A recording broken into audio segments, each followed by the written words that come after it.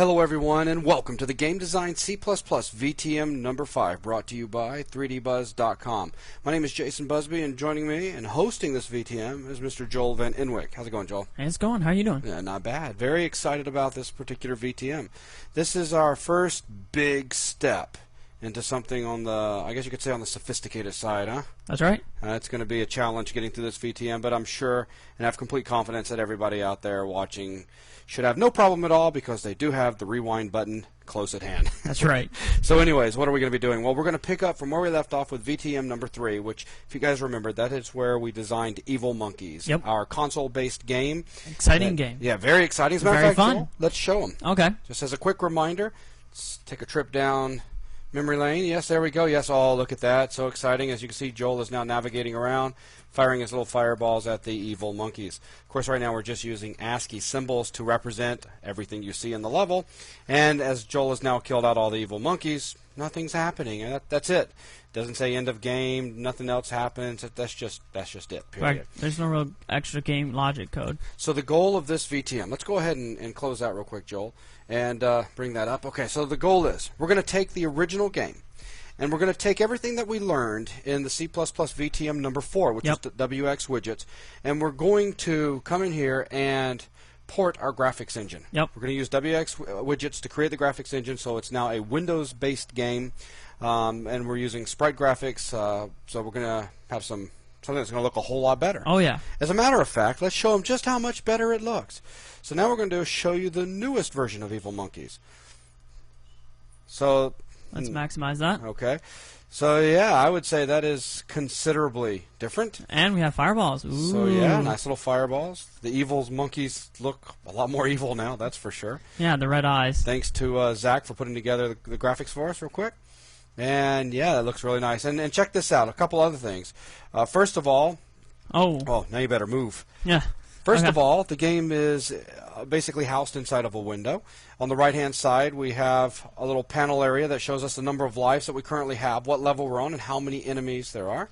And as Joel progresses through each level and completes the level, you'll notice that it advances to a new level where the monsters are slightly faster and we have more of them.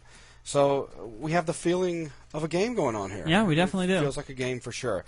So as Joel knocks out these last two, you guys will see that we're going to advance to... There we go. So now we're on level 3. Still have 3 lives, 11 enemies now. And it just slowly gets more and more difficult. And enemies get faster, too. And if you go ahead and let them kill you real quick. So now we're down to 2 lives. Ooh, the suicide run. 1 life and no lives. And now the game is over. And, of course, if you do complete the game... Okay, this is going to be interesting. If you complete the game, it's going to say the game's won. But how do you complete the game? Because right now it's basically on a random mode. Yep. So it goes and it goes and it goes. It's kind of like an old Atari game that never ends. It never ends, exactly. But we're going to take this VTM and push it even further, going past just the graphics engine improvements.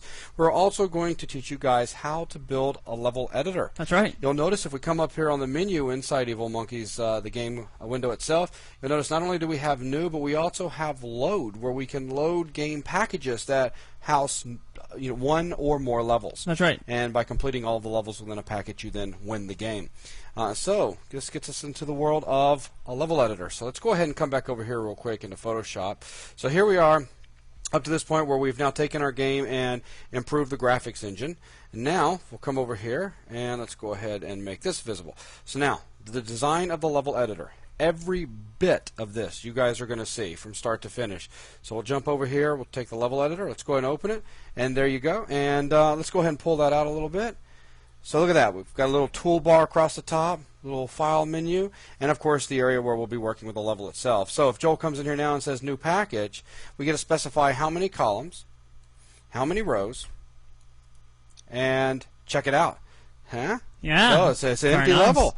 So and you'll notice, look at the menu bar at the top, or the title bar. You'll see that we've got, the title bar at the very top says level 1. Oh, right here. Yeah. So it says level 1. This is the level that we're currently working on. And on the toolbar, as Joel was just demonstrating, you'll notice that right now our walls is pressed in, the very first one on the left-hand side. Yep. So now, and you also notice that on the status bar it says the level size and the current level that you're at. Yeah, isn't that cool? Yes. So go ahead and draw out something. Okay, something fancy. So some walls.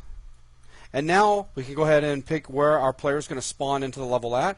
And then here's the really cool thing. As opposed to the previous version of the game where the monsters were just randomly calculated in regards to their spawn points, now we can specify how many monsters we're going to have in a level and all of their spawn points. So there are the spawn points for these 3 evil monkeys. And to make things even better, we now have a test mode so we can run the level from right here. So test level, bink, and there we go, playing the level. And Joel died once, twice, and the game is over. Oh, well. Kind of got caught in a bad spot, but that's cool. So let's do this next.